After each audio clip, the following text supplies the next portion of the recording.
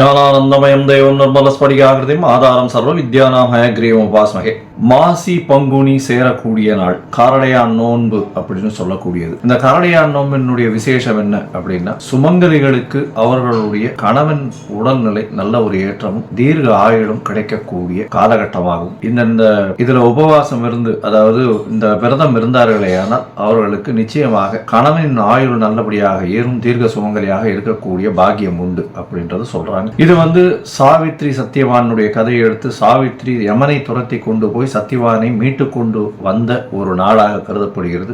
அந்த நாள்ல காரடையான் நோன்பு அப்படின்னு சொல்லக்கூடியது. இந்த காரடையான் நோன்பு அப்படின்னு சொல்றது மாசியும் பங்குனியும் சேரக்கூடிய நாளாக சொல்றது. அதனால மாசி மாசத்தினுடைய கடைசி நாள், பங்குனி மாசத்தினுடைய ஆரம்பம் வரும். அதனால பார்த்தால் இந்த வருஷம் மார்ச் மாசம் 14ஆம் தேதி வெள்ளிக்கிழமை சாயந்தரமா அந்த மாசி மாசம் முடியறது. ஏன்னா சூரிய அஸ்தமனத்தை வச்சுதான் நம்ம மாசத்தினுடைய கடைசியை சொல்லுவோம். அதே மாதிரி மாச பிறப்பையும் சூரிய உதயத்தை வச்சுதான் நம்ம சொல்லுவோம். அதன்படி பார்த்தா இந்த சரடு கட்டிக்கக்கூடிய நல்ல நேரம் அப்படின்னு சொல்லக்கூடியது மாலை 5:30 6:30 மணி வரலாம். ஏன்னா பொதுவாகவே எந்த ஒரு நல்ல விஷயங்களும் நல்ல ஹோரைகளில் செய்வது நல்லது. வெள்ளிக்கிழமையாக வர்றதுனாலையும் சுக்கிர ஹோரை மற்றும் குரு ஹோரைகள்ல எடுத்து செய்யறது நல்லது. இன்னைக்கு சுக்கிர ஹோரையில பார்த்தாலேயானால் இந்த நாள் பறக்கிறது ஒரு 6:15 மணிக்கு மேல ஆயிடுறதுன்றதுனால அது வசதியா வராது.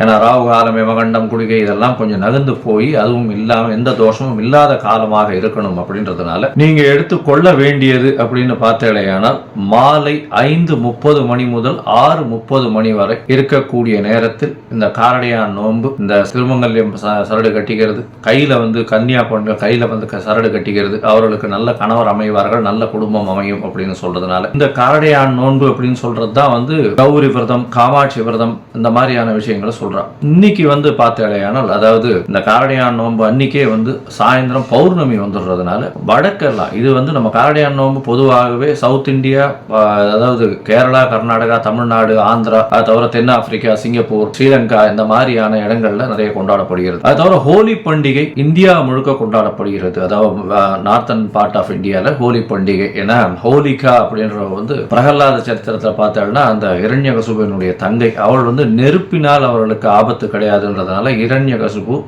இந்த பிரகலாதனை தன்னுடைய தங்கையின் மடியில உட்கார வச்சு நெருப்பு மேல உட்கார வைக்கிறார். அப்போ அந்த நெருப்பு ஜுவாலை ஹோலிக்காவை இது பண்ணிடுறது, அதாவது தீக்கு இரையாக்கிடுறது. இந்த காலகட்டத்தை தீமை அழிந்து நன்மை வெற்றி பெறதையும் உணர்த்துறதுன்றதுனால ஹோலி கொண்டாடப்படுகிறது.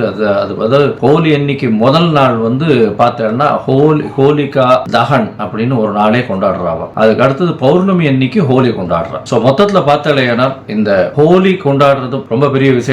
அதாவது எல்லா இணக்கங்களை கொண்டு வர்றது, குடும்பத்தில் நல்ல மகிழ்ச்சியை கொண்டாடக்கூடிய காலகட்டமாக அமையும். காரடையான் நோன்பு அப்படின்றது எப்பவுமே ஒரு நல்ல ஒரு, அதாவது பெண்களுக்கு திருமணமான பெண்களுக்கு பெரிய பாக்கியம், கணவனுக்கு நல்ல உடல்நிலையில் நல்ல ஒரு ஏற்றம் கிடைக்கக்கூடிய ஒரு விரதமாக அனுஷ்டிக்கப்படுகிறது. சரடு கட்டிக்க வேண்டிய நேரம் மாலை 5:30 6:30 மணிக்கு. இந்த கன்னியா பசங்க, அதாவது கல்யாணம் ஆகாத பெண்கள் தன்னுடைய வருங்கால கணவர், தன்னுடைய வருங்கால குடும்பம் நல்லபடியாக இருக்கணும்னு வேண்டி பண்ணக்கூடியது. லோகா சமஸ்தா சுகினோ பவந்து. நன்றி, நமஸ்கார். கடவுள் அருள் டிவியை பார்த்தமைக்கு நன்றிகள். மேலும் இது போன்ற தகவல்களை தெரிந்து கொள்ள கடவுள் அருள் டிவியை சப்ஸ்கிரைப் செய்யுங்கள். மறக்காமல் பெல் ஐக்கானை கிளிக் செய்யுங்கள்.